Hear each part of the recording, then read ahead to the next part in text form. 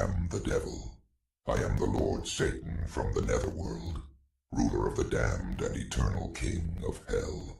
Even I, the master of deceit, can only stomach so much bullshit from the mainstream media and indie grifters. That's why I tune in to Morning Extra with Uncle Warren, because he eliminates my competition, and also because I know I'm gonna see that motherfucker soon.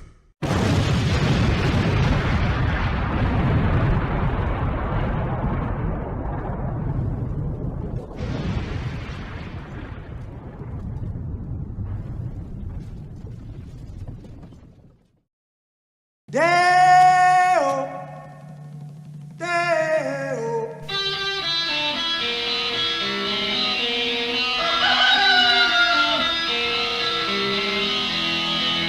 Baby's got a booger and a shooter and that shake is all go down.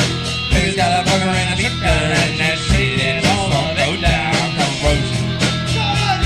Corrosion to her thighs, erosion of her pride. Baby's got a shooter, baby's got corrosion now, corrosion now. Baby's got it. Greetings and salutations here from the Windy City, the city of the big shoulders, Chicago, Illinois. That's right. It is Morning Extra, and I'm this asshole. You know the thing. Morning, everybody. We got Miguel in the house. Chuck's Intergalactic UFO Show. Sorry, Chuck. In the world of Jinx, that only works with vocals, right? But when you're talking about linear text, I was first with the pooperganda, so I'm the big winner. Chicken dinner. We are Ronin. Bum bum bum bum bum bum bum. Good to see you, bud. I've been practicing that all morning. We got prop in the house. Willie's here. I think Willie got his internet fixed. I think he's gonna be doing a live stream from the moon tonight. That's how good his new shit is. Around the World with Dee and Friends, she's in the house too. And you know what? I've been a little bit slacking on helping promote my pals at the end of the show because these shows keep getting longer and longer. So Willie says he's back on track. He's going to have a show tonight.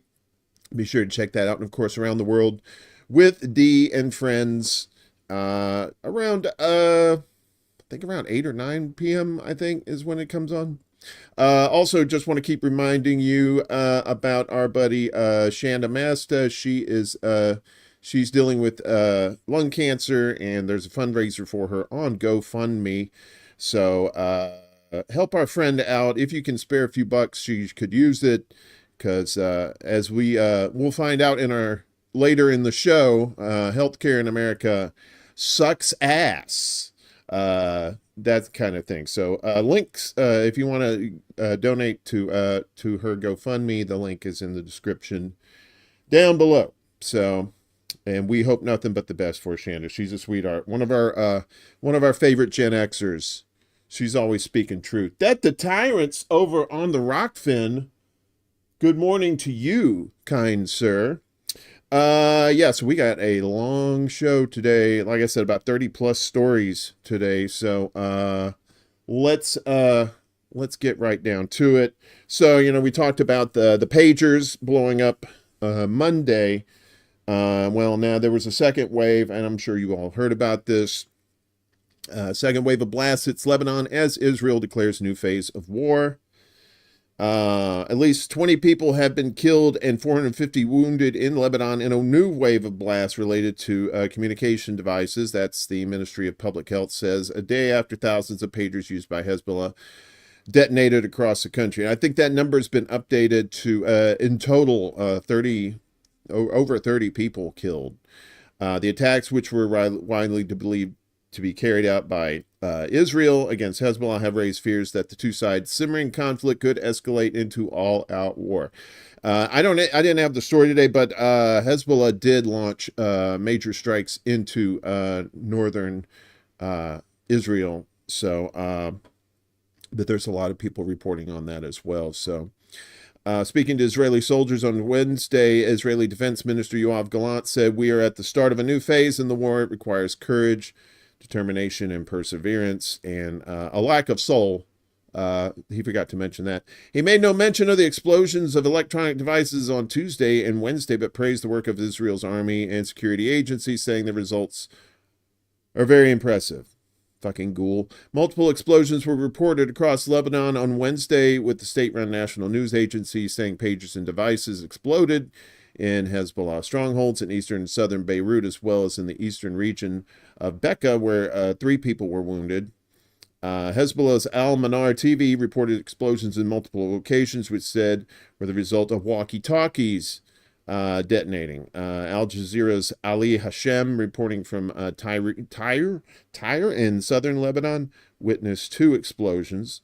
There was a car that exploded just behind us. At the same time, there was an explosion at another place nearby. He said, "I'm currently in the middle of the street where there are a lot of ambulance chaos everywhere." Several blasts took place simultaneously, Hashem said, similar to the explosions on Tuesday, but this time it was mostly walkie-talkies or radios that exploded, he said, adding that reports suggested that solar devices and some batteries in cars also detonated. The National News Agency reported that home solar energy systems exploded in several areas of Beirut. Wow.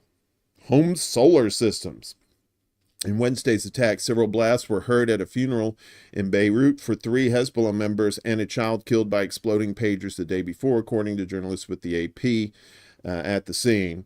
An AP photographer in the southern coastal city of Sedan saw a car and a mobile phone shop damaged after devices exploded inside of them. A girl was hurt in the south when a solar energy system blew up, the state news agency reported. In Beirut, Al Jazeera's Imran Khan said a blast was reported in Daia, a southern suburb of Lebanon's capital city. The new round of explosions took place a day after pagers exploded nearly simultaneously in locations across Lebanon, killing at least 12 people in those blasts, including 2 children, and wounding about 2,800. Hezbollah and the Lebanese government blamed Israel for Tuesday's attacks. And they basically admitted as much. But the Japanese company that made those walkie-talkies denies making those walkie-talkies. The Japanese maker of the brand of walkie-talkies linked to the explosions targeting Hezbollah armed group that killed 25 people in Lebanon and injured hundreds of others said it could not have made the exploding devices. "There's no way a bomb could have been integrated into one of our devices during manufacturing. The process is highly automated and fast-paced." Hey, Liana, good to see you. Good morning. Thank you so much for not using mainstream media sources. Well, we try not to. Sometimes we have to, but like the more obvious stuff, sometimes we can use those where it's just like, it's highly obvious that, they're not lying, but that's a very, very rare occasion. But anyway, good to see you. Glad you're in the house. The process is highly automated and fast-paced, so there's no time for such things, Yoshiki Enomoto, a director at ICOM, told Reuters outside the company's headquarters in Osaka, Japan, yesterday. The detonation of handheld radios used by Hezbollah on Wednesday in Beirut suburbs and the Bekaa Valley followed an electronic pager explosion on Tuesday that we told you about.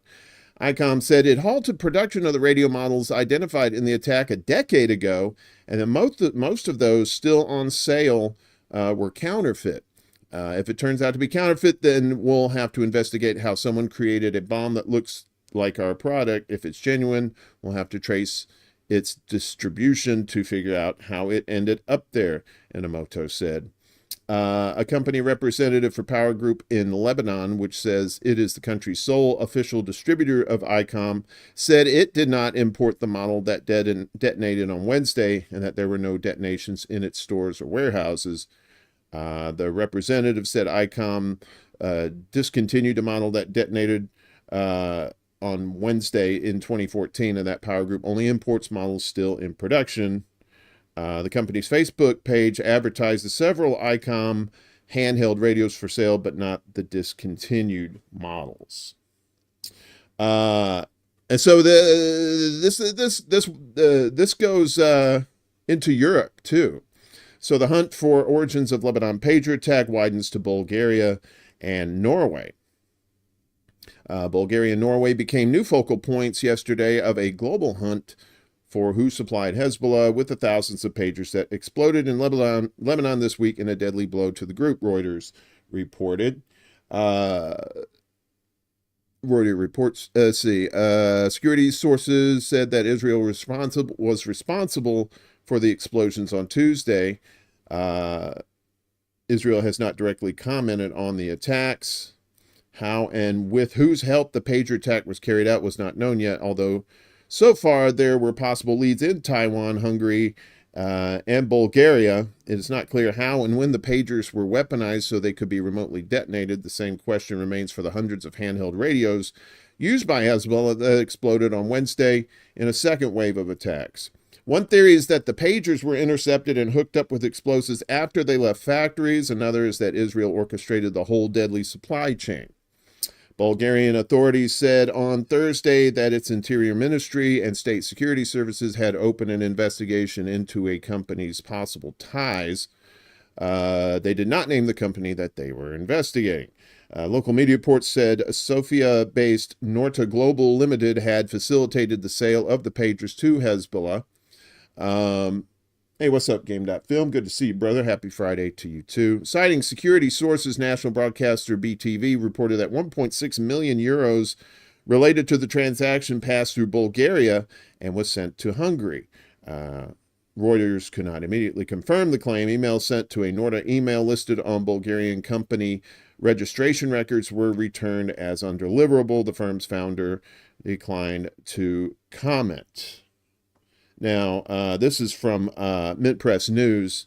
They kind of go a little deeper into this. So they're talking about the explosions that caused widespread panic and confusion, reminiscent of the chaos seen during the 2020 Beirut port explosion. Hezbollah soon confirmed that Israel was behind the operation. Who's the person that wrote this? I'm not quite sure. The attack involving a Hungarian-based shell company led by a shadowy figure raised concerns about the extent of foreign influence and operations in the region. On the first day of the aggression, at least 11 people were killed, up to 4,000 were injured, with 400 in critical condition. Then the second wave the next day. As more information comes to light, new details reveal how Israeli intelligence orchestrated the mass pager explosion attack on Tuesday.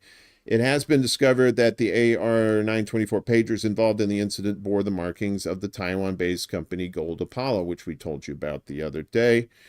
In response to those revelations, reporters quickly sought comments from Gold Apollo CEO Su Ching Kwang. He firmly denied involvement, saying the product was not ours. It was only that it had our brand on it. Then they shifted the blame to BAC Consulting, the Hungary-based company that had established a business relationship with the Taiwanese firm about 3 years ago. He emphasized that the design and manufacturing of the products are solely the responsibility of BAC, so passing the buck, as it were.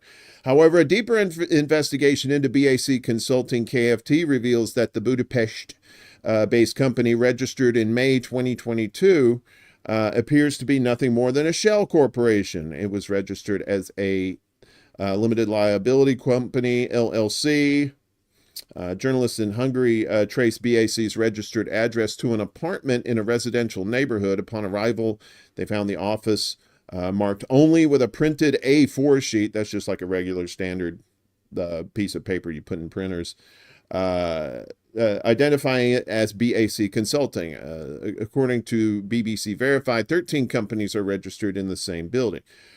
While Hungarian authorities denied claims that the pagers were produced in the country and maintained that BAC was merely an intermediary, several questionable aspects about BAC Consulting remain unresolved. To start, BAC Consulting's website lists its CEO and sole employee as Cristiana Rosario Barsoni Arcidiacono. I'm not saying that name again. A British-educated Italian woman. She denied involvement in manufacturing the pagers, telling the NBC News, "I do not make the pagers. I am just the intermediary. I think you got it wrong. However, Gold Apollo maintained that BAC Consulting was responsible for manufacturing the pagers, pointing to suspicious transactions from the Middle East. This assertion stands despite BAC Consulting's lack of known manufacturing capabilities.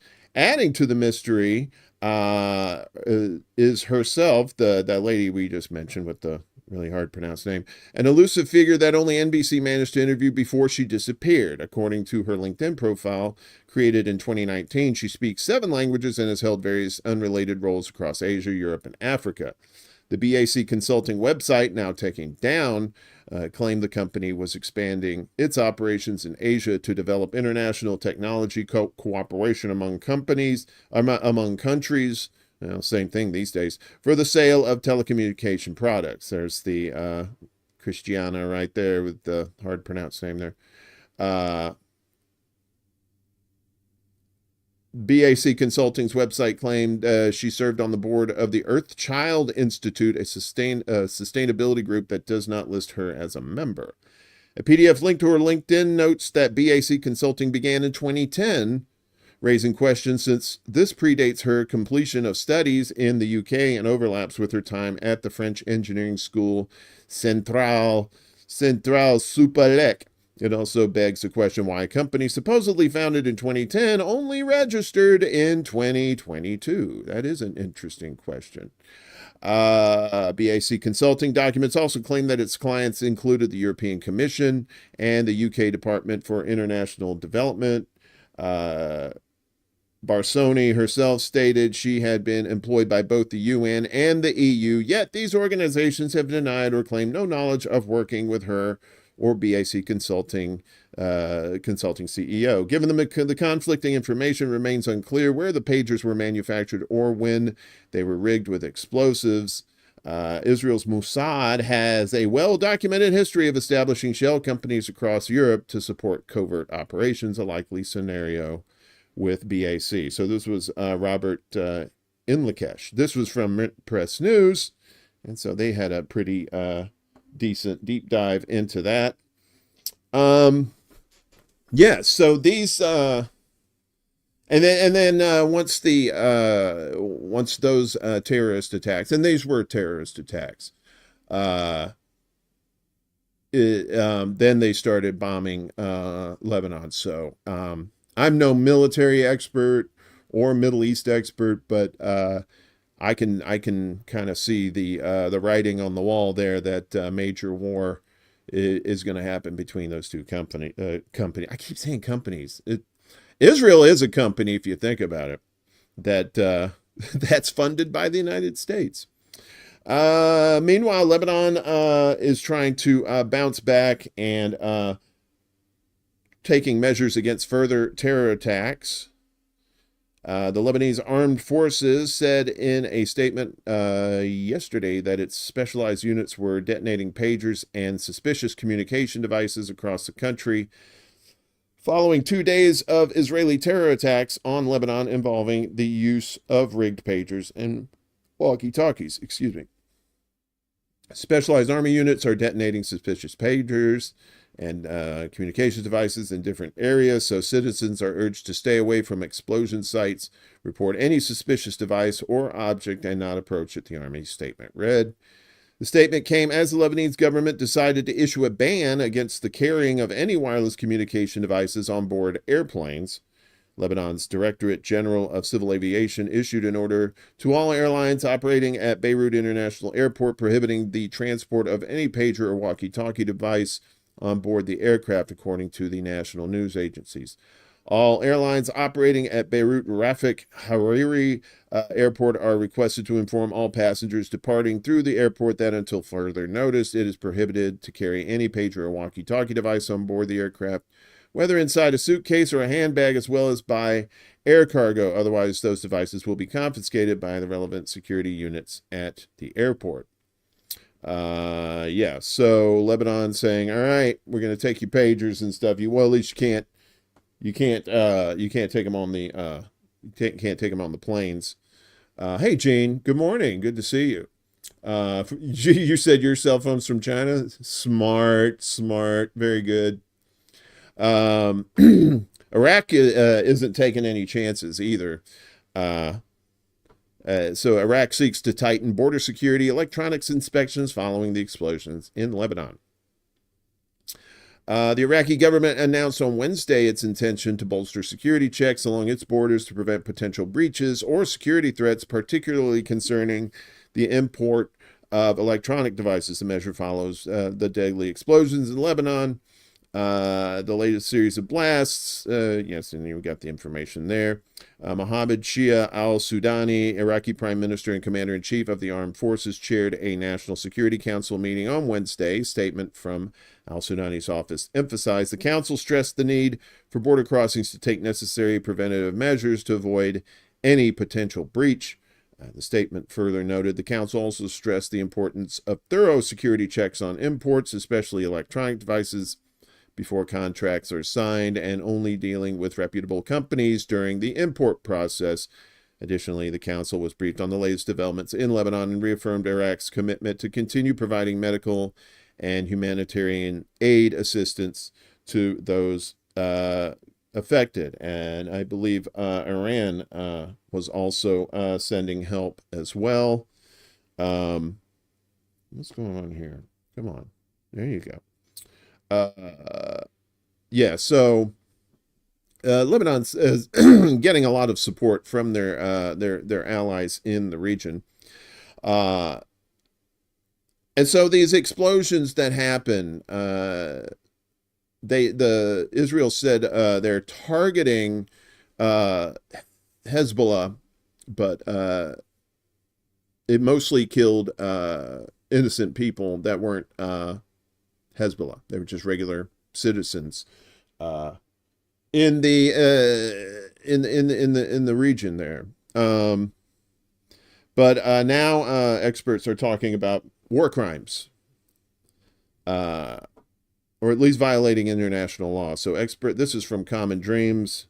Edward Carver is the author here. Experts say Israel's booby trap attacks in Lebanon violate international law. Experts from the UN and human rights groups said that the device attacks in Lebanon, which killed at least 37 people, violated international law due to their indiscriminate nature and could constitute a war crime. The surprise attacks have been widely attributed to Israel, including by unnamed U.S. officials. They came in two waves, as we said, Tuesday and Wednesday. Both of those terrorist attacks occurred. Many of the explosions occurred in supermarkets and other public spaces around Lebanon, leaving civilians maimed.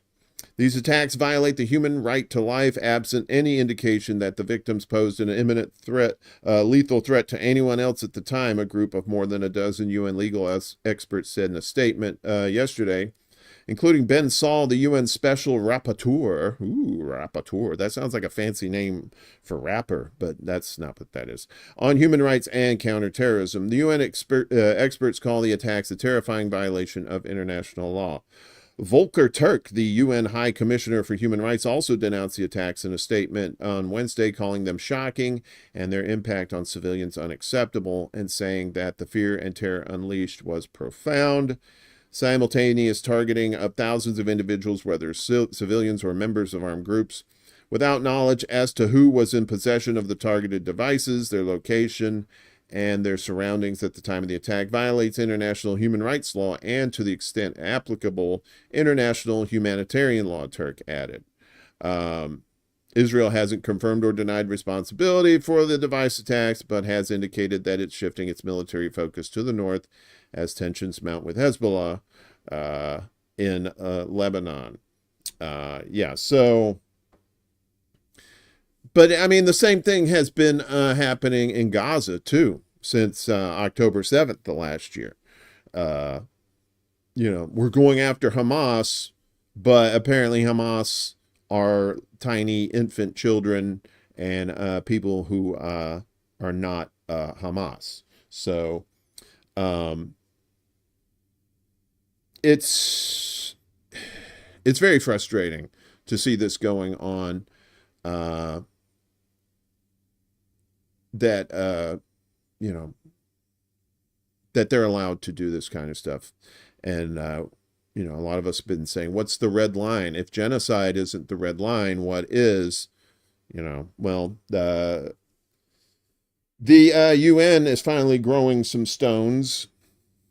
World reacts to UN vote calling on Israel to end Palestinian occupation. The UN General Assembly overwhelmingly adopted a resolution calling for an end to the Israeli occupation of Palestinian territories within a year and the imposition of sanctions for noncompliance. And we'll see how that goes. UN member states passed the non-binding resolution on Wednesday with 124 votes in favor, 14 against, and 43 abstentions. The Palestinian delegation heralding the adoption as historic. The measure isolates Israel days before world leaders travel to New York for the UNGA, with 6 days of speeches from world leaders kicking off on September 24th. So here's some of the reactions. This is Palestine's ambassador to the UN.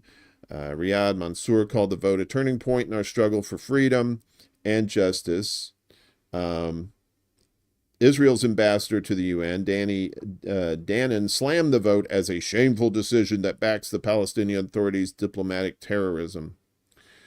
Pot calling the kettle black, or projection as they say these days. Instead of marking the anniversary of October 7th massacre by condemning Hamas and calling for the release of all 101 of the remaining hostages. You keep killing the hostages, fuckers. The General Assembly continues to dance to the music of the Palestinian Authority. Blah, blah, blah.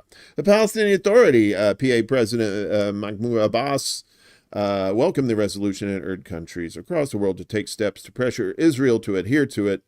The international consensus over this resolution renews the hopes of our Palestinian people who are facing a comprehensive aggression and genocide in Gaza and the West Bank, including Jerusalem, to achieve its aspirations of freedom and independence and establish a Palestinian state with East Jerusalem as its capital, he said. So yeah, again, how much teeth does that have? Probably not that much, but there's a growing consensus against Israel in this war, in this genocide that's going on. It's not a war; it's a genocide. And Saudi Arabia is chiming in too. They said they will not recognize Israel without Palestinian state. That's the crown prince there. The Prince of Bel-Air. There he is. Yo home, smell you later. No, that's not. That was somebody else. Saudi Crown Prince Mohammed bin Salman on Wednesday said that Saudi Arabia would not recognize Israel without a Palestinian state and strongly condemned the crimes of the Israeli occupation against the Palestinian people. The kingdom will not stop in its tireless work towards the establishment of an independent Palestinian state with East Jerusalem as its capital, and we affirm that the kingdom will not establish diplomatic relations with Israel without that, the Crown Prince, also known as MBS, said. He emphasized that the Palestinian cause remains a top priority for Saudi Arabia and expressed gratitude to the nations that have recognized the Palestinian state. MBS said Saudi Arabia aims to enhance regional and international security through diplomatic solutions, emphasizing the kingdom's commitment to a policy of good neighborliness.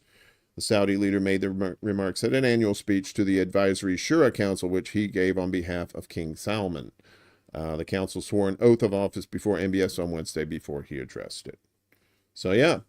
So even some of their former pals in the region are saying, you need to cut this out.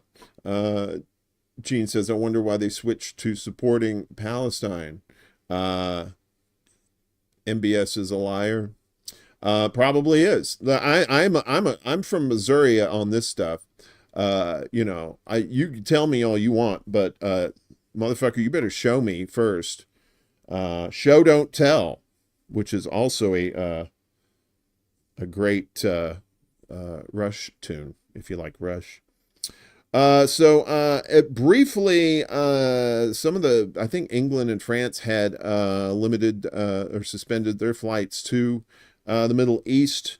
And we had reported before that a lot of the commercial airlines that flew directly to Israel from the United States and whatnot had stopped those services, and we're relying on the European connections where you fly to Europe instead, and then fly from Europe to the Middle East region there. Lufthansa, of all places, is extending their suspension of the Middle East flights.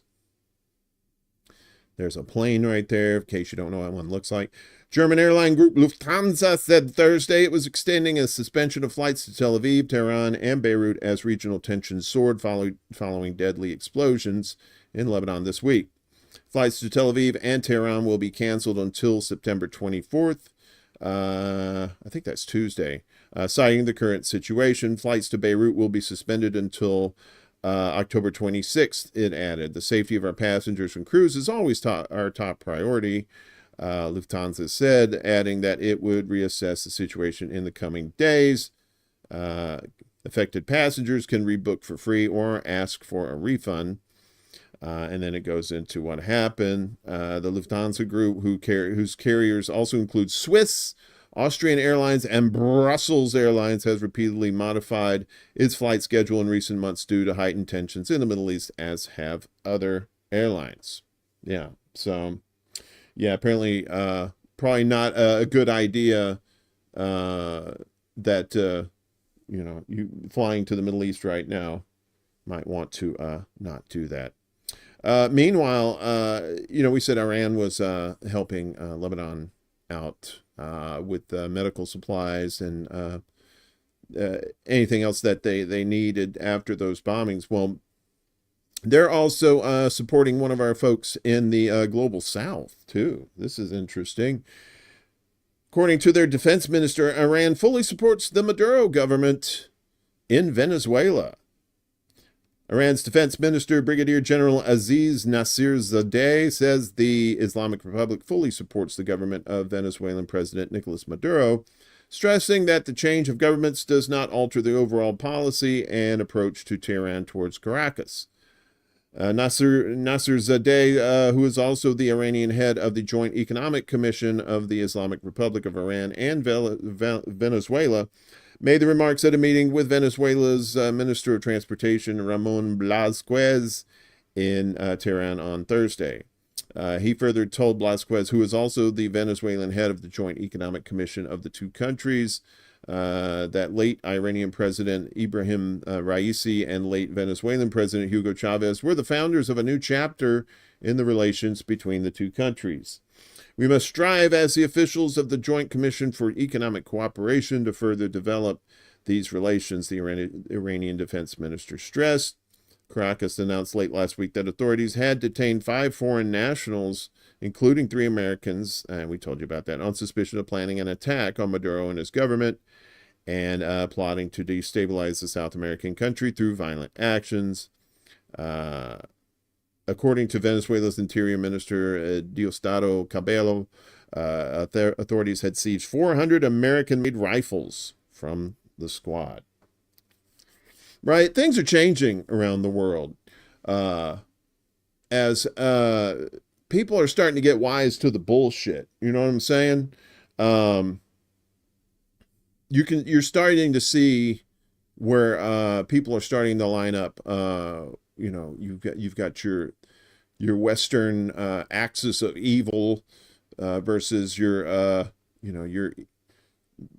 Middle East, Far East coalition of those who are tired of the U.S. fucking with them. So, and Russia isn't fucking around anymore either. They're ramping up drone production to 1.4 million. That's according to the guy who runs the joint over there.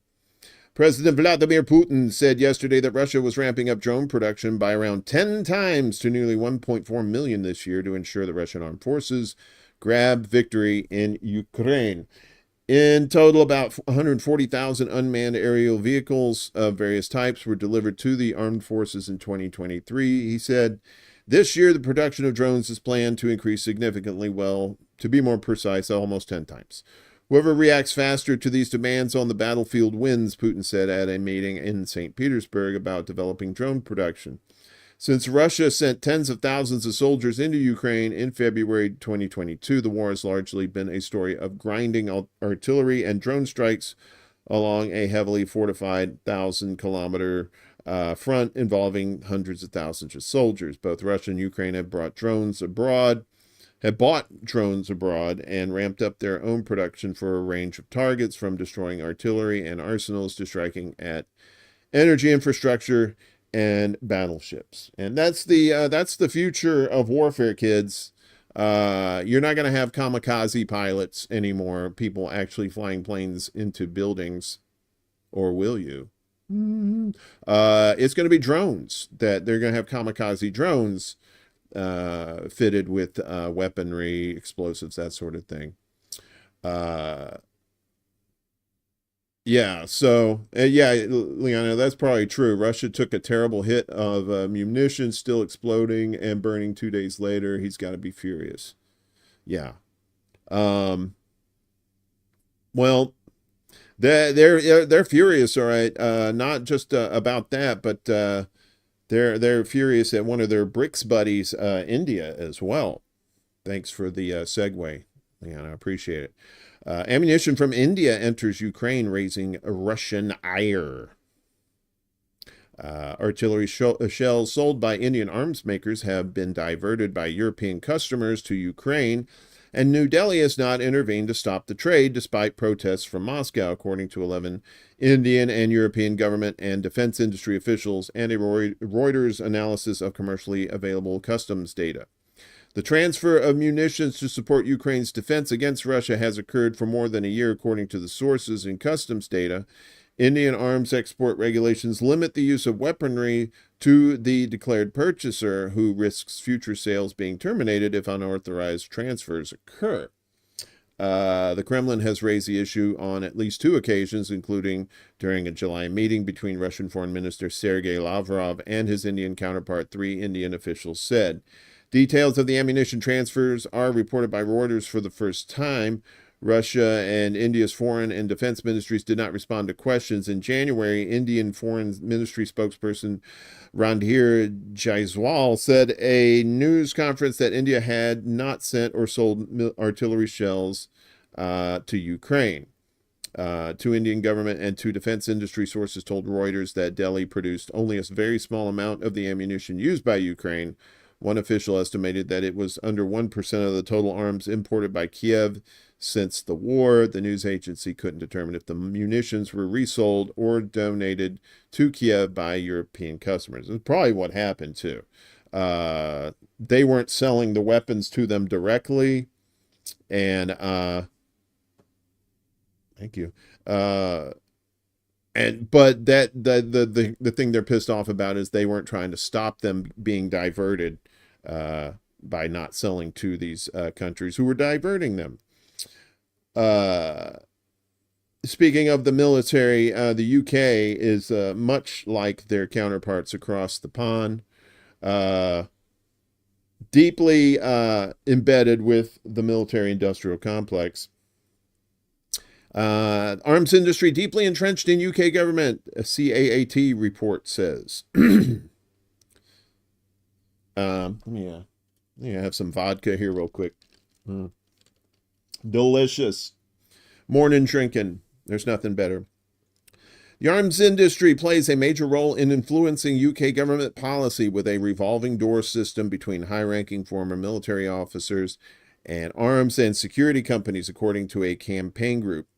A new report by the Campaign Against Arms Trade and the World Peace Foundation has claimed that defense companies have regular access to senior government figures, including a dedicated arms export promotion agency in the business department.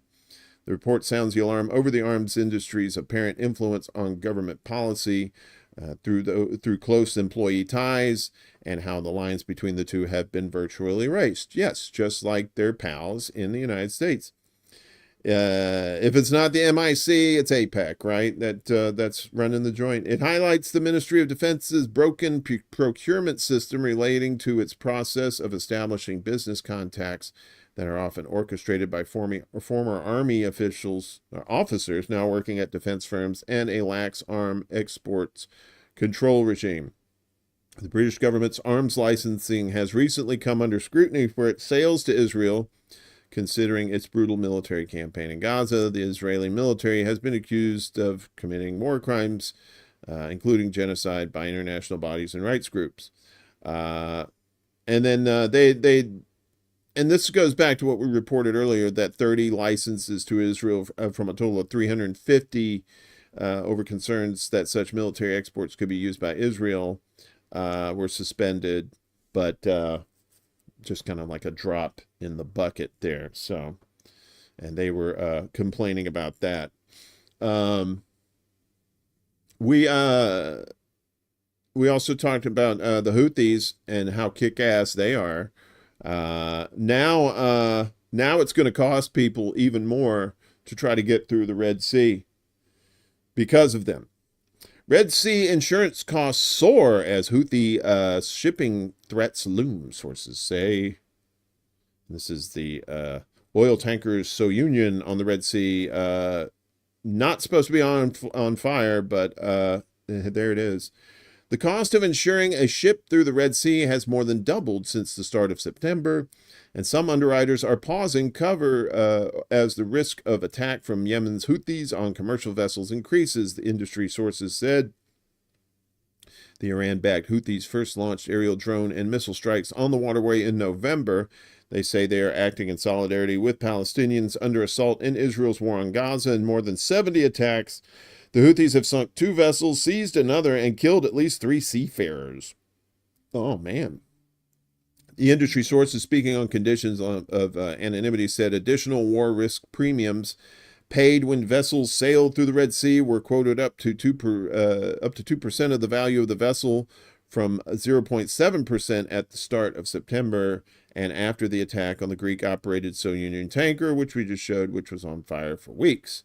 Currently, we are seeing premiums as high as 2% on vessel value for a single Red Sea transit amid fluctuating insurer appetite, said Louise Neville, UK CEO, Marine Cargo and Logistics with broker Marsh.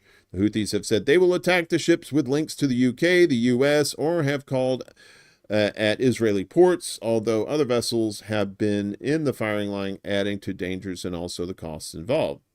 A lot of the smaller insurers are no longer prepared to underwrite Red Sea war coverage, said David Smith, head of Marine with insurance broker McGill and Partners. It's the first time I've seen underwriters just say no. Insurance industry sources said there was still some cover available, but the costs were rising. There's a lot of selection by those still waiting to write ships, an underwriting source said, suggesting insurers were becoming increasingly cautious and selective. Ships that are probable targets for attack are now struggling to find cover. So the Houthis saying, get your checkbooks out, bitch. You're going to have to pay some more, motherfuckers.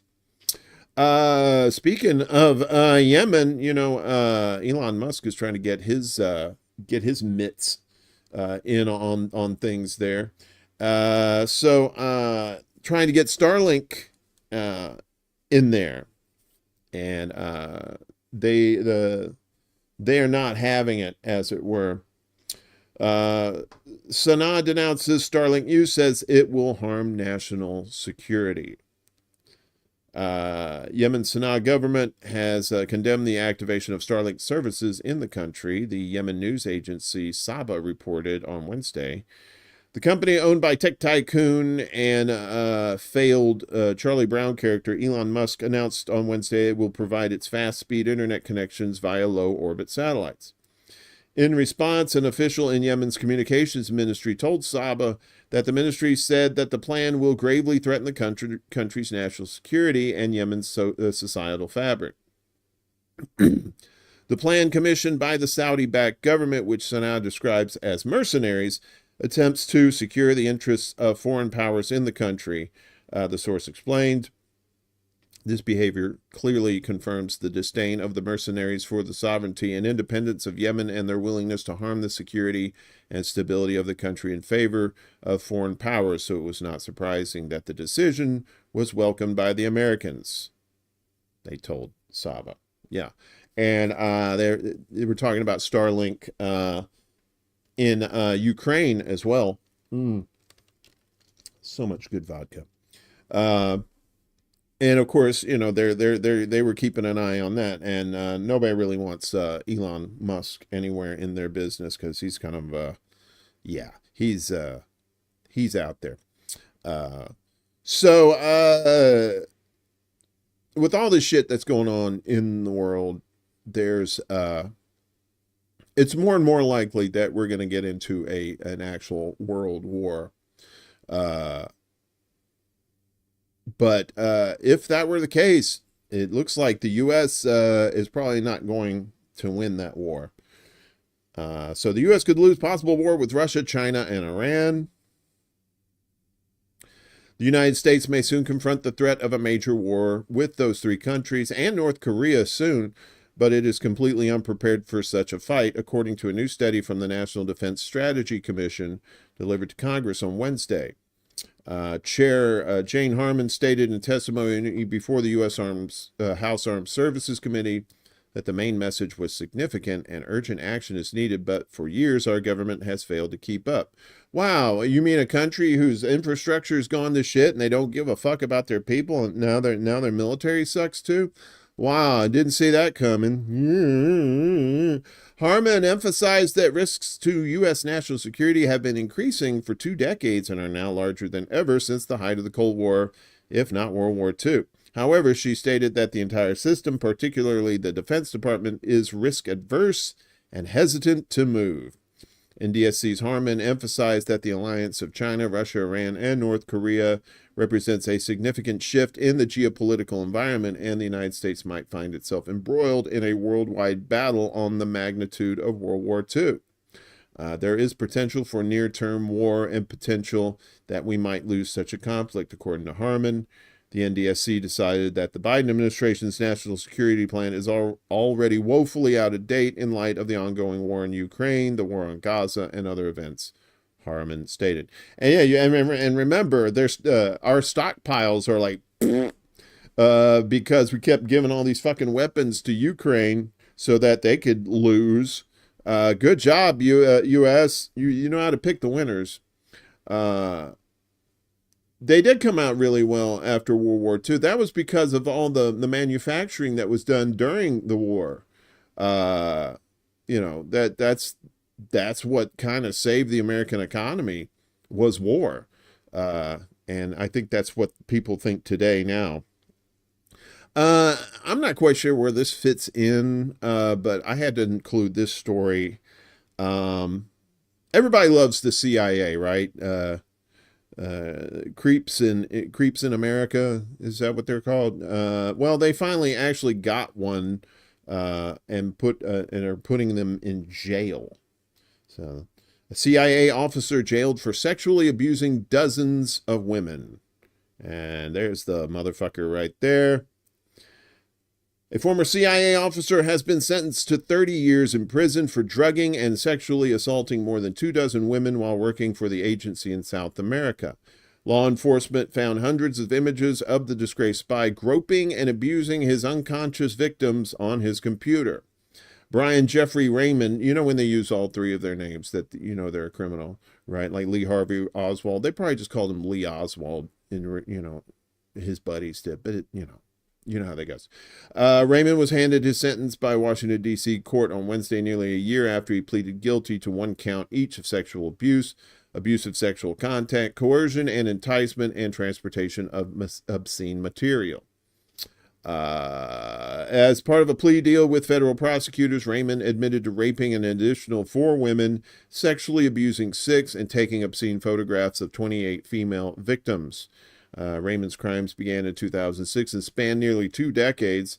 Prosecutors told the court last year how the veteran agent would use dating apps to meet his victims. While posted in Mexico, Peru, and other countries, he would meet these victims at his government-leased apartment, serve them spiked drinks, and sexually assault them after they lost consciousness. The FBI, Justice Department, and State Department began investigating Raymond in 2020 after police in Mexico City responded to a naked woman screaming for help from the balcony of Raymond's residence, according to court filings. The woman told officers that she had been drugged and raped by Raymond, and Raymond later admitted to sexually abusing her. Investigators later found more than 500 images of nude and unconscious women on Raymond's computer, In some of the images, Raymond could be seen groping the women, forcing their eyelids open and placing his fingers inside their mouths. Prosecutors told the court how Raymond kept detailed records of his victims, noting their age, ethnicity, and at times whether their breasts were real. When this predator was a government employee, he lured unsuspecting women to his government-leased housing and drugged them, U.S. Attorney Graves said in a statement on Wednesday. After drugging these women, he stripped, sexually abused, and photographed them. Today's sentence ensures that the defendant will be properly marked as a sex offender for life, and he will spend a substantial portion of the rest of his life behind bars.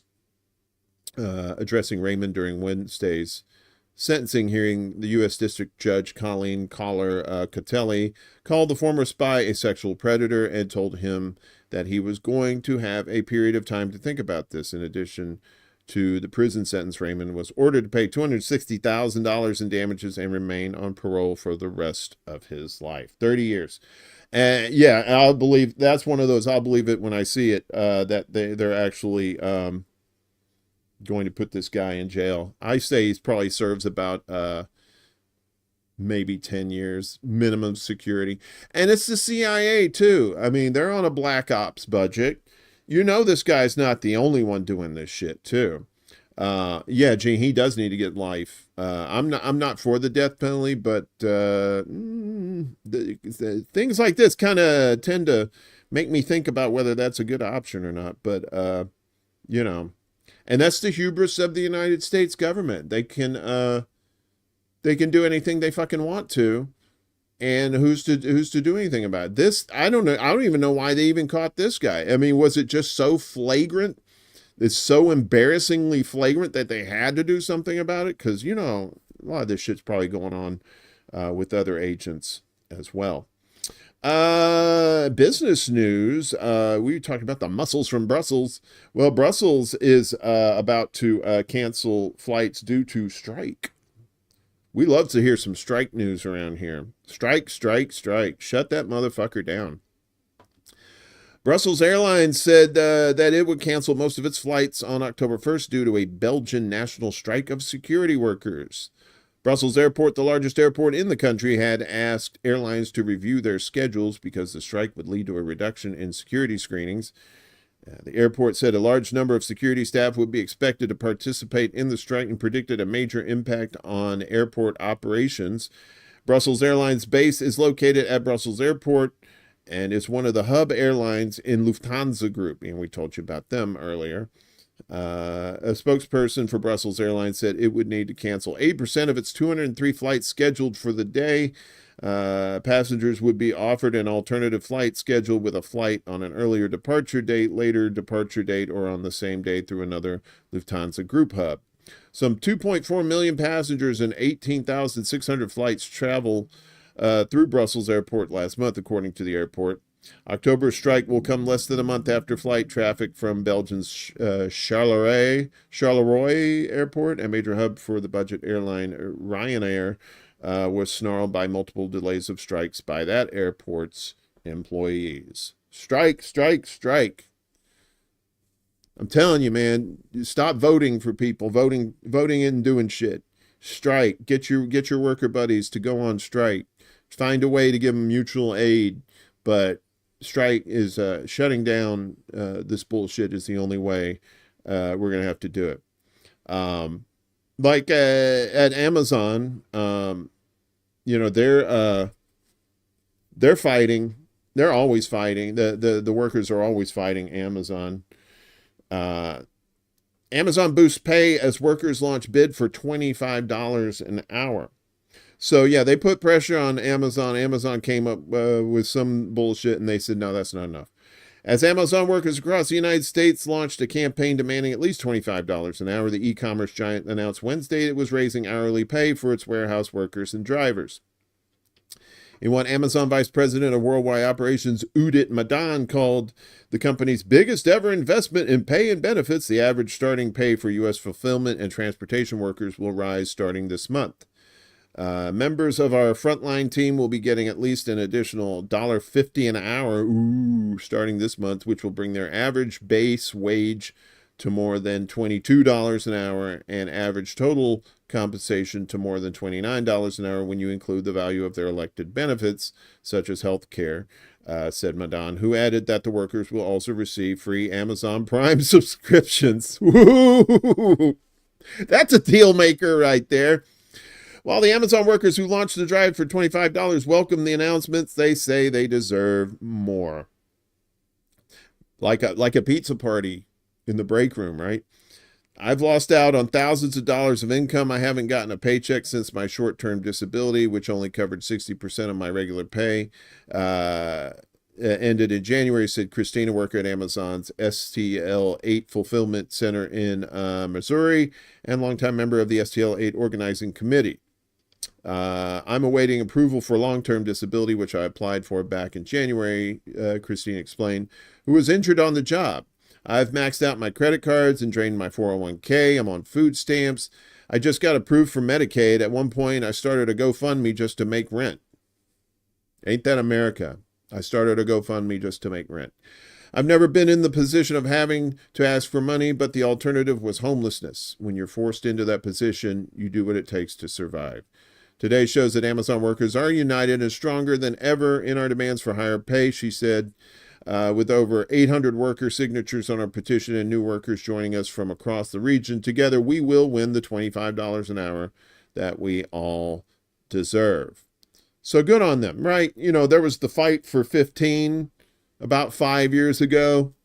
You can't do $15 an hour anymore. That's that's bullshit. $15 an hour is chump change, especially when eggs cost like $4. You know, all the stuff that you need to survive is just priced through the fucking roof. Switching over to veterans, you know, a lot of veterans get the short end of the stick once they leave the service.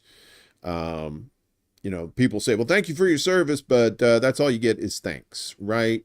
I'm a big supporter of our veterans. My dad was a veteran. I have plenty of friends who's either veterans themselves or their family members were veterans. And they're always fucking with the veterans. And the Veterans Administration is a fucking joke. Sorry, Liana, this is from The Hill, but this is kind of important stuff here. So Congress races to patch $3 billion Veterans Affairs shortfall. Right? They'll spend almost $1 trillion on the fucking military while you're in the military, even though a lot of their equipment is shit. And where is that money going, right? It sure as fuck ain't going to the veterans. Lawmakers are moving quickly to pass emergency legislation to plug a roughly $3 billion shortfall facing the Department of Veterans Affairs. As officials warn veterans and survivors' benefit payments are at risk absent congressional action in the coming days. The House passed legislation with bipartisan support Wednesday night, and members on both sides of the aisle are pressing the Senate to fast-track the bill. We are all in agreement on the four corners to move it as quickly as possible, House Veterans Affairs Committee Chair Mike Bost told The Hill on Wednesday, referring to the top leaders on his committee and the Senate Veterans Affairs Committee. We're going to have enough votes to get it through both the House and Senate onto the president's desk, and nobody's going to lose their pay, Bost said, adding that Friday remains the day we're targeting. That's today. Officials have warned veterans' compensation and pension benefit payments, as well as their readjustment benefits, could be delayed if Congress doesn't act by today. The bill calls for about $2.9 billion in additional funding for the VA, of which about $2.3 billion would go toward the Veterans Benefits Administration for compensation and pensions. Roughly $597 million would be put towards readjustment benefits. Senators on both sides are hopeful the chamber will be able to expedite consideration of the bill this week, but there's been increased scrutiny on the VA's finances in light of the shortfall. Members on the Senate Veterans Affairs Committee grilled VA officials Wednesday afternoon over the causes of the shortfall and its budgetary management during a hearing. The agency has pointed to the PACT Act, a landmark law that passed with bipartisan support in 2022, as a key driver behind the budget shortfall, pointing to increases in enrollment in VA healthcare, appointments, and application benefits. There's more these veterans are trying to get their benefits. And, we talked to our buddy Seth Pender a few weeks back on this show, and he's a veteran too. He was talking about how it took him forever to get his benefits. That's the thing, man. They'll lie to you and tell you everything you want to hear to get you into the military, but then once they're done with you and they spit you out, nothing. Joshua Jacobs, Undersecretary for Benefits for the VA, said during the hearing that since the law's implementation, the agency has seen about 340,000 veterans who are now getting PAC benefits that would not have been eligible, 60,000 of whom have cancer. But the agency has been facing heat from lawmakers. I don't know that I need to have a conversation about providing benefits. We're for that. Veterans are entitled to benefits. We want them to receive them, but here's what troubles me is the lack of budgeting, accountability, the knowing the facts, and time to make better decisions.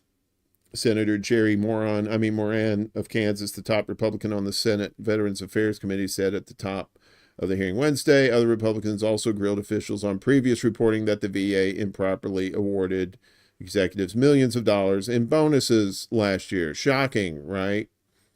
As pressure mounts on Congress, Moran said during the hearing that he's asked colleagues on both sides of the aisle to be supportive of reaching a conclusion today or tomorrow in regards to the additional funding necessary. So the veterans always getting screwed over. But keep voting. Keep voting for these people that are doing this shit. And it's not just regular benefits that the veterans have to worry about too. It's these toxic chemicals and whatnot that they're exposed to while they're in military service that doesn't get even acknowledged until years, decades later, right? So veterans often wait decades for the VA to acknowledge toxic exposure that caused their illnesses, report has found. It takes more than 30 years on average after a service member is initially exposed to toxins for the Department of Veterans Affairs to acknowledge the illness, leaving tens of thousands of veterans waiting decades to receive compensation and health care, according to a new analysis. One example is Camp Lejeune, where they had toxic chemicals in the water there from the 50s until the 80s, and they didn't settle anything until recently. The DAV and the Military Officers Association of America released a report Wednesday that examined the reasons for prolonged delays by the VA in awarding disability benefits and offered recommendations for Congress to shorten the time that it takes to assist veterans exposed to toxins. The analysis found veterans who have experienced toxic exposures have extremely long waits to get a determination from the VA of a presumptive service connection for their illnesses and injuries. There's been no change to my situation, said Mark T. Jackson, a former Army Staff Sergeant who served at Karshi Kanabad Air Base in Uzbekistan in 2003 and 2004. Jackson said he has been trying for more than a decade to have the VA acknowledge that his health problems are related to toxic exposures from radiation, caches of chemical weapons, and jet fuel at the former Soviet base. Jackson has severe osteoporosis, anemia, and a thyroid that quit functioning shortly after he left military service. He suffers frequent unexplained infections that require hospitalization, but he has only received benefits for his thyroid condition, which means he must cover the medical costs for his other conditions, either out of pocket or through private insurance. Good old private insurance. We're going to talk about that in a second. The onus is on me to provide everything, Jackson said about his attempts to receive VA health care and disability compensation for medical conditions that he believes are related to toxic exposures at K2. The VA on average takes 31 years to acknowledge a toxic exposure after the first incidents, according to the report. Presumptive service connections are established on average 34 years after the first exposures occurred. Presumption is a legal term for the link between a veteran's health condition and military service. Affected veterans often can access benefits more quickly when medical conditions are presumed to be connected to their military service. This analysis validated what we thought, that it takes decades to establish presumptives, Peter Dickinson, a senior executive advisor at the DAV, said about findings in the report. Veterans with toxic exposures often don't develop illnesses until years later, which makes it difficult to prove a connection to military service and contributes to the delays, according to the report. And in my opinion, it shouldn't matter. If you're a veteran, just give them their fucking health care. Oh, well, it wasn't military. They served their fucking country. Well, they served empire, really. But, you know, why is this? Healthcare is such a fucking bullshit topic in this country. Veterans also tend to have a harder time obtaining evidence to support their claim of toxic exposure because they might not have known at the time that they were being exposed to hazardous materials or their health problems were related to it. In addition, the analysis found policymakers typically wait decades before establishing toxic exposure presumptive service connections because of evidence. Oops, you can go away. Because of evidence and information that is missing or incomplete. The report, which is titled Ending the Wait for Toxic Exposed Veterans, offers recommendations for overcoming delays in connecting a toxic exposure to a service member's illness. Here's a suggestion. Just give them their fucking health care. End of story. Well, you don't need all the tie this to, well, we need to tie this to that. Willie says, my dad was denied any access to VA benefits because they said he makes too much money. Right? That's bullshit too. It shouldn't matter. If you're a veteran, you risked your life or whatever, and you're not one, if you committed war crimes, I don't think you should get veterans benefits. Even if you were just following orders, you probably shouldn't. But I mean, a lot of these people weren't, committing war crimes. They were just service members and in unfortunate places and developed these conditions. And, it's just another fucking over of our veterans. And it's very frustrating. I told you about the private healthcare system in the United States. You think it's top notch? That's not true. Report has revealed U.S. healthcare system comes in last among peer nations. This is kind of like a, water is wet, sky is blue kind of obvious news thing. Despite Americans spending nearly double what other countries do, the U.S. health system ranked last in an international comparison of 10 peer nations, according to a new report from the Commonwealth Fund. The system struggled with health equity, access to care, and overall outcomes. You hear this stuff about socialized medicine in Canada. Oh, we're going to be waiting in lines, all these lines to wait. You're waiting in lines now to go to the fucking doctor. What the hell's wrong with you? The system struggled with health. We already said that. I see the human toll on these shortcomings on a daily basis, said Dr. Joseph Betancourt, president of the Commonwealth Fund, which focuses on healthcare research and policy. He added, I see patients who cannot afford their medications. I see older patients arrive sicker than they should because they spent the majority of their lives uninsured. It's time we finally build a health system that delivers quality, affordable health care for all Americans. I'm going to replace affordable health care with nothing. It's just we're a health system that delivers quality health care for all Americans. That should be instant. If you can spend it, like I say, if you can spend $1 trillion on the military, you could take a big chunk of that money and give us health care. Even as high healthcare costs impact workers' wages, the economy and inflation remain top concerns for voters. Neither Kamala Harris nor Donald Trump has introduced significant healthcare reform proposals. Gee, I wonder why. Maybe because they have the same donors, Pfizer, et al., as they say in Latin. I'm not reading all this bullshit because that's dumb. Let's see. The Democratic presidential nominee has framed health care primarily as an economic issue, pledging to alleviate medical debt while emphasizing the Biden administration's achievements, such as negotiating Medicare prices, which is bullshit. The Republican presidential nominee has mentioned having concepts of a plan to improve health care, but is yet to present any concrete proposals. Yada, yada, yada. So basically, they're just snowballing you about what they would do with healthcare. However, when it comes to healthcare issues, voters consistently identified cost as their primary concern. According to polling by the Kaiser Family Foundation, Kaiser Soze, the cost of drugs, doctors, and insurance ranks highest for both Democrats and Republicans. Americans collectively spend $4.5 trillion annually on healthcare, which translates to over $13,000 per person each year, based on federal data.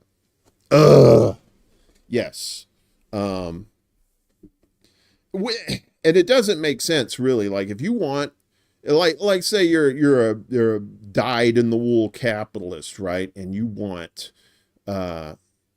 you see people like, calling off for work or quitting jobs because their health is no good and whatnot.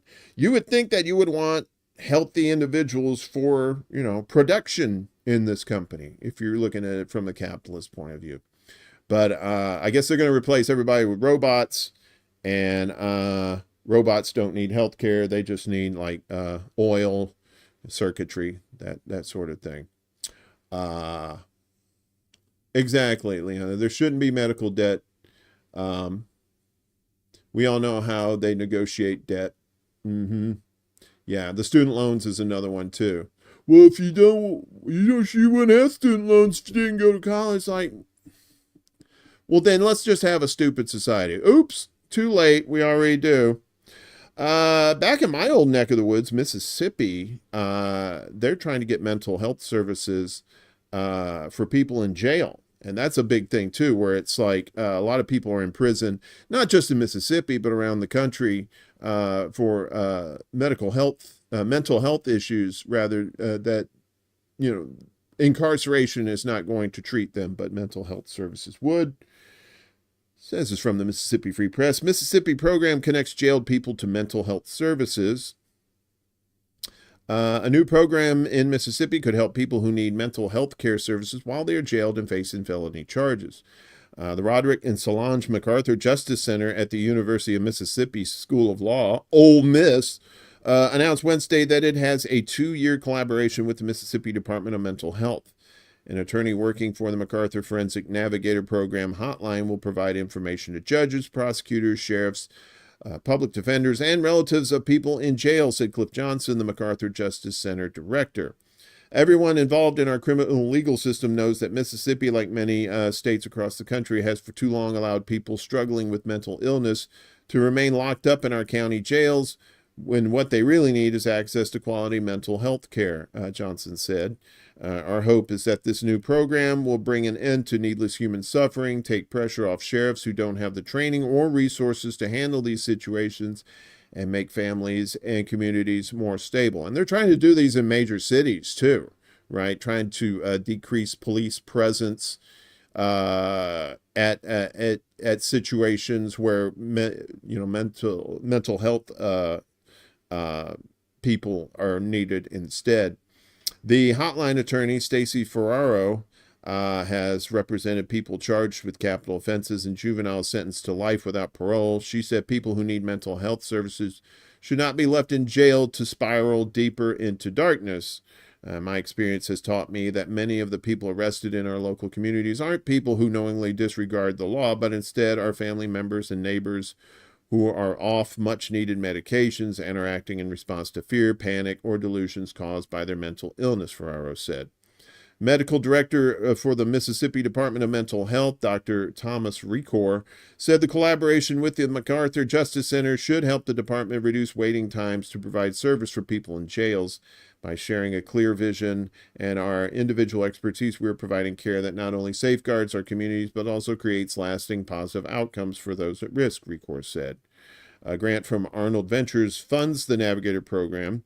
Itawama County Sheriff Mitch Neighbors said Johnson, Ferraro, and Recor have already helped arrange inpatient care for a woman who was previously diagnosed with a mental illness and was charged with arson in the burning of her family's home. It is imperative to ensure that individuals in our correctional facilities do not pose a risk to themselves or others, neighbors said. Exactly. But, you know, how you going to get that free labor if you don't put people in jail, right? Even the crazies, they know how to dig a ditch. They know how to do all this shit. Yeah. You know, we talk about people getting scared, using fear to control people, right? And what better way was that than during the pandemic, right? Especially with quote unquote vaccines that did not work as they were intended to, and that just caused people to do all kinds of boosters and stuff, just scared of what's going on. So this report comes out, and yeah, this is fun. Superbugs to kill tens of millions by 2050. Antibiotic-resistant infections could claim the lives of more than 39 million people worldwide over the next 25 years, with another 169 million expected to die of related causes, according to a study published in the Lancet Medical Journal this week. Antimicrobial resistance occurs when bacteria, viruses, and other types of germs become stronger than the medications used to treat them, creating so-called superbugs. As a result, the infections become difficult or impossible to treat and spread to others. The study forecasts a nearly 70% surge in deaths due to AMR by 2050 compared to the 2022 level, with older people driving the rise in fatalities. By the middle of the century, the annual death toll due to antimicrobial resistance is expected to reach 1.91 million people compared to 1.14 million recorded in 2021. AMR is expected to be a contributing cause of 8.2 million deaths annually, up almost double from 4.71 million, the study noted. The findings from the Global Research on Antimicrobial Resistance, GRAM, project presents a comprehensive analysis of mortality data and hospital records from 204 countries and territories to produce mortality estimates over a 30-year period. That's right. So, and that's why you're starting to see a lot more people use natural remedies rather than trying to use these just getting jab after jab after jab after jab. I see these commercials all the time, like Paxlovid, I think, is one of them that they want you to take if you think you have COVID and whatnot. And it's just, it dulls your immunity to the point where it's you've heard of herd mentality, right? Where everybody gets sick and then they get the immunity from that. And this is just kind of like the opposite of that. Speaking of medical stuff, this is wild, but not surprising in this day and age of people fucking with your personal information. This is from Crikey Down Under. Australia's biggest medical imaging lab is training AI on its scan data. Patients have no idea. So people they're using their information without their knowledge. Australia's biggest radiology company has handed over the private medical scans of potentially hundreds of thousands of patients without their knowledge to a startup company that will use the scans to train artificial intelligence in what privacy experts say is a practice that the law should protect against. You would think. Australian healthcare technology company Harrison.ai says it is a $200 million company backed by some of Australia's biggest startup and health names, including Blackbird Ventures, Atlassian co-founder Scott Farquhar's Skip Capital, and the ASX-listed Ramsay Healthcare. Its board includes Tesla chair Robin Denholm, Tesla in the mix, and both the federal government and the opposition have touted the company. Harrison.ai's flagship product is a tool that can read chest x-rays and help clinicians detect observations like collapsed lungs or stents. The company says this tool, along with a similar one for brain scans, is now available to 1 in 3 radiologists in Australia and clinics in Europe, UK, APAC, and US. So it's built using an AI model that was trained on 800,000 chest x-rays that were sourced from a hefty and valuable data set from iMed Radiology Network, Australia's largest medical imaging provider, as well as a handful of other sources. What remains unclear is how the enormous trove of sensitive medical data has been legally used or disclosed by iMed and Harrison AI. Gee, probably because they're just doing whatever the fuck they want to do, and nobody seems to be stopping them. That seems to be a trend in this country. Yeah, so in our propaganda watch, we got a few things here coming up. Mr. Free Speech on X is getting investigated for jokes. The man's got jokes, and the government says, we don't like your jokes. The sharing of biased and False news has become all too common on social media. More alarming, some media outlets publish these things they are true without checking facts first. Unfortunately, some members of the media use their platforms to push their own personal bias and agenda to control exactly what people think. And this is extremely dangerous to our democracy. So Elon Musk is under investigation for a joke on his platform. So, and whether you like Elon Musk or not, this is kind of ridiculous because I'll get to it. A social media post by Elon Musk in the aftermath of an assassination attempt on U.S. presidential candidate Donald Trump has attracted the attention of the Secret Service. Bloomberg has reported. A South African billionaire has claimed that the tweet, which he later deleted, was a joke. A shooter narrowly missed Trump at a July 13 rally in Pennsylvania. On Sunday, a pro-Ukrainian activist and convicted felon was arrested in Florida after setting up an alleged ambush for the Republican nominee at a golf course. And so his joke was, and no one is even trying to assassinate Biden, Kamala, Musk posted on X, the social media platform he owns, referring to President Joe Biden and Vice President Kamala Harris. Outraged Democrats quickly accused Musk of inciting violence. Words are violence, remember that? To his 198 million followers, he deleted the post shortly thereafter. Responding to a Freedom of Information Act request by Bloomberg on Wednesday, the Secret Service said the records it had about Musk's posts were compiled for law enforcement purposes and could not be released because disclosure would reasonably be expected to interfere with enforcement proceedings. The Secret Service is aware of the social media post made by Elon Musk. Agency spokesman Nate Herring told the outlet, as a matter of practice, we do not comment on matters involving protective intelligence.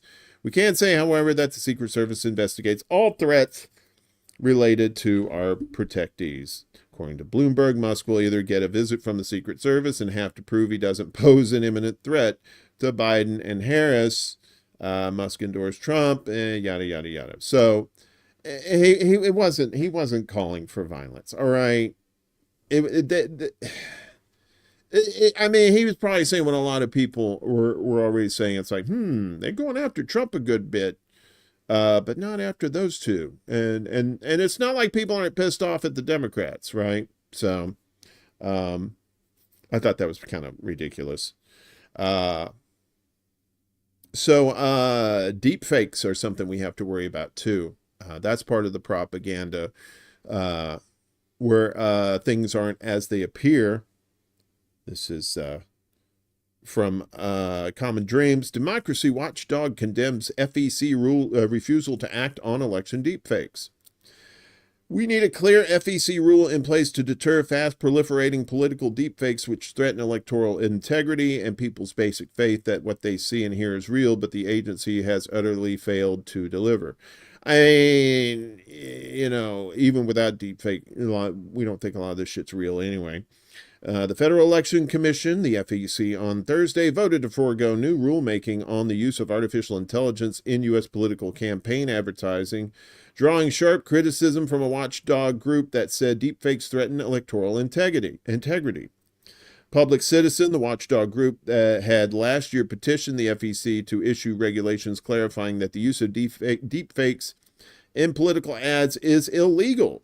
The commission on Thursday formally declined to do so and instead voted in favor an anodyne compromise rule that states that artificial intelligence is subject to current regulations. Robert Wiseman, co-president of Public Citizen, said compromise was a misnomer and the FEC's position was in fact compromise. We need a clear FEC rule in place to deter fast proliferating political deepfakes which threaten electoral integrity and people's basic faith that what they see and hear is real, but the agency has utterly failed to deliver, he said in a statement. Fellow co-president Lisa Gilbert agreed, saying that the threat of deepfakes is staring us in the face. No pun intended. And unfortunately, our elections agency has chosen to look the other way and calling the decision spineless and shameful. There are 6 FEC commissioners, including 3 from each major party, with a rotating chairmanship. Democrats have criticized the structure in recent years, arguing that Republican commissioners block meaningful regulations. 4 votes are needed to pass any rule and have made the FEC toothless. They argued that a strong FEC is more necessary than ever, given the massive increase in spending on U.S. elections that's occurred since Citizens United ruling was issued almost 15 years ago. For Public Citizens petition, however, the problem was not just the Republican commissioners. 2 Democratic commissioners, Dara Lindebaum and Shanna Broussard, declined to support the petition and instead helped craft the anodyne interpretive rule. Democratic Commissioner Ellen Weintraub, the current vice chair, supported the petition and has commended an ongoing effort by the FEC to regulate AI use in political advertising. The FCC has proposed requiring a disclosure when AI has been used in the making of an ad, drawing praise from watchdog groups such as Public Citizen. The 2 federal agencies have sparred over the FCC's proposal. And I notice this too whenever I'm creating live stream events in YouTube, that there's one, if you look down, it says if you're using AI as a representation of something, and that's not just political, that's just anything, that you have to signify that. So pretty wild. Meanwhile, I don't know if you've heard about this. I think I heard Combo Couch talking about this briefly, about African Stream. Meta's been on a tear, even though Lieutenant Commander Data said that there was he wasn't going to be coerced by the government, and well, you know, they banned RT, and now they're going after African Stream. African Stream responds to Meta and YouTube ban. False accusations will not silence us. African Stream, a pan-African digital media platform, has been banned from Instagram, Facebook, and YouTube following claims made by U.S. Secretary of State and Human Excrement Antony Blinken. In a statement, African Stream dismissed the accusations as false and unsubstantiated, asserting that they do not receive any state funding, contrary to what Blinken said. And this is the thing. We disabled your account. You no longer have access. And I love this too. It's why this happened. Your account or activity on it doesn't follow our community guidelines. But they never tell you what you did to not follow the community guidelines. We were censored after Blinken made false claims against us on Friday. African Stream said in response to the ban, to be clear, contrary to the accusations, African Stream does not receive any funding from any state, as they said. The platform expressed its commitment to Pan-African perspectives, highlighting their goal of advocating for liberation of Africa from imperialism and ensuring African people are treated with dignity and respect worldwide. While they consult with their legal team to decide the best course of action, they reassure their followers of their ongoing mission. So there's going to be more of this, you know. Meta and is a lying piece of shit, right? All of these social platforms are cucks to the government, despite what they say. Elon included. X is in there too, or tweeters, whatever you want to call it. This isn't really propaganda, but this is just kind of like, you hate to see independent media go under, right? Because of financial reasons, especially in this day and age, right? A lot of these independent media companies, this one included, rely on donations and contributions and whatnot to help them out if they don't have like a large backer to go along with it. So kind of sad news here. So TNT Radio is wrapping up today. So they are going off the air today for now. This is from Radio Info. So online news and talk station TNT Radio, based out of the Gold Coast, but broadcasting from and to the world 24/7, will wrap up today. The station commenced at the start of 2022 with CEO Mike Ryan saying the station is unique in what it was doing. We are proud of our audio quality and production values. Every presenter has a camera, mics, the lot. Someone describes us as a permanent outside broadcast because we are 24/7 live every hour from Bulgaria, Morocco, London, the States, Moscow. We have a news department, journos, and a breakfast show from the UK. TNT has excellent content. That content will continue to be available. TNT, we're making in the vicinity of 320 audio and video podcasts a week, having done more than 50,000 interviews. I've been on there too. When my buddy, Comrade Misty, when she had her show on there, I've been on there a few times with her. It's fun stuff. And nice people too. Mike was as open a person as the station's ethos, saying that a lack of funds will see the end of TNT for now, but he remains committed to a platform that shares the facts. TNT was brave enough and big enough to tell the truth, telling it as it is, not as you would like it to be. We'd make mistakes, but we'd own them. The world we live in doesn't need us to make up stories. No shit, right? Damn right they don't. So yeah, I hope TNT Radio comes back in some form or fashion. We was talking to our buddy Lainey Peterson, who she's in the radio biz, and we were talking about the importance of terrestrial radio. Still, even though people do get most of their news from online, radio is still a powerful medium, and to see that happen, it's very sad. But like I said, we hopefully will see them back in some form or another soon. Finally, today, yes, finally, these shows keep getting longer and longer. This is the John Holmes of shows, ladies and gentlemen. You scared of robots? I'm scared of robots. I'm fearing for the life of myself, and I don't want to see robots. But in Kenya, they're saying, here, have some food. This is from Africa News. Robot waiters turn heads in Kenya. So let's see if we can watch this. In Kenya, robots are now turning heads. Their main work is to assist the staff at this robot cafe located in the leafy suburbs of Nairobi. In this cafe, robots only deliver food on tables that had ordered food online. At times we get really busy, mostly on weekends. So when the house is packed, we have 10 waiters on the floor and 3 robots. So these robots are our colleagues. They have names. They help us with the service, and their service is perfect. The menu is accessed through scanning a QR code at the table, and customers place their order online. Once the food is ready, a bell rings to alert a human waiter to place it on a robot's tray.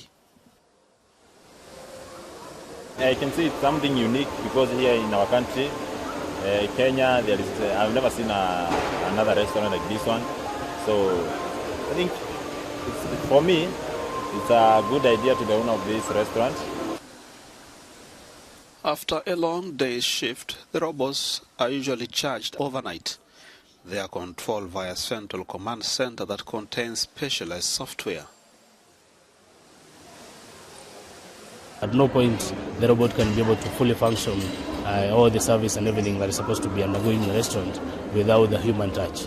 But we believe that the customers deserve to have the technology that is also available in developed countries so that they also experience a few things that are not available in the country. So we incorporated the robots basically for entertainment because that is what the our targeted customers want. The use of robot waiters in restaurants is not new. They have been used in China, Japan, and the United States, among others. However, this is a novel experience for many in the East African nation.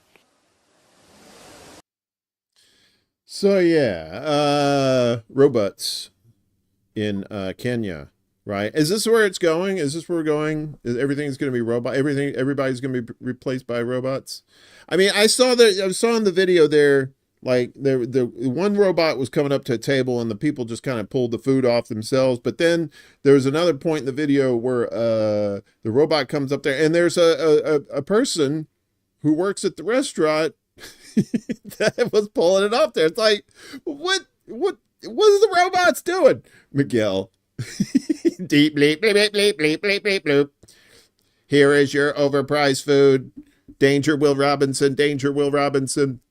Why are those robots looking like women? I don't know. I didn't see boobies. I don't know. They could have been like, I guess they could have been chicks. I'm not quite sure. When it gets busy, the servers are like, get those slow things out of here. Yeah, exactly, Bella. Good to see you, by the way. Robots, I mean, if you're doing something that actually assists a human in doing whatever they're doing better, that I can understand. But this whole like, yeah, but just get the robots out there. People are just they're gonna draw like dicks and stuff on their heads, and what are they gonna? People suck, and they're gonna be terrible to robots. If Battlestar Galactica and the Matrix didn't teach us that we should treat our robot overlords with respect, I don't know what we'll do that. So robot tits, robo tits. Bleep bloop, look at these cans. Bleep bloop, I am stacked. Bleep bloop. I don't know. That's a whole rabbit hole we probably shouldn't go down, or a sugar hole. They have breasts, bumps. You weren't even paying attention to the story. You were looking for titties? Gene! There's hope for us yet. Gene's looking for titties, y'all. That's fine. Anyway, we won't. I didn't peek under the hood. I don't know what they were. Yeah. So anyway, I think it's gonna be it for the day. I think we've kept you long enough. Like I said, Willie said he's got his internet cooking nice and hot, so he's gonna do a show tonight. Be sure to check her out Around the World with Dee and Friends this evening as well. This weekend, I'm sure there's some stuff going on. Oh, and be sure to look out for another video from our buddy Franco at Frank Analysis. He's been trying to do some self-help videos in lieu of overbloated news story opinions that you constantly see in this space. Yeah, Death to Tyrants. Yeah, it's like the robot dogs in New York. It's like, dude, just a big chain will knock those things over. We're not worried about that shit. Other than that, I'll be back next week with more of this bullshit. Hopefully we'll have more ExtraBulla Live next week. I haven't lined up anybody yet, but and me and my buddy Lucy from Blue Moon Red Wine got something cooking for you. I'll announce that next week as well. So I want to thank everybody that showed up here on YouTube and Rockfin and Rumble. Love each and every one of you. I hope you have a safe and wonderful weekend. Don't forget, it's fall this weekend. Believe it starts on the 22nd, which is Sunday. So, get those pumpkin spices ready if you haven't. I've already seen Halloween stores through the middle of September here. So they do not fuck around when it comes to Halloween, as they shouldn't, because Halloween is the holy day. The whole month is just fun. So enjoy yourselves, and we'll see you when we see you. Peace out, and word to your mother. This is SETI Alpha 5! Woo!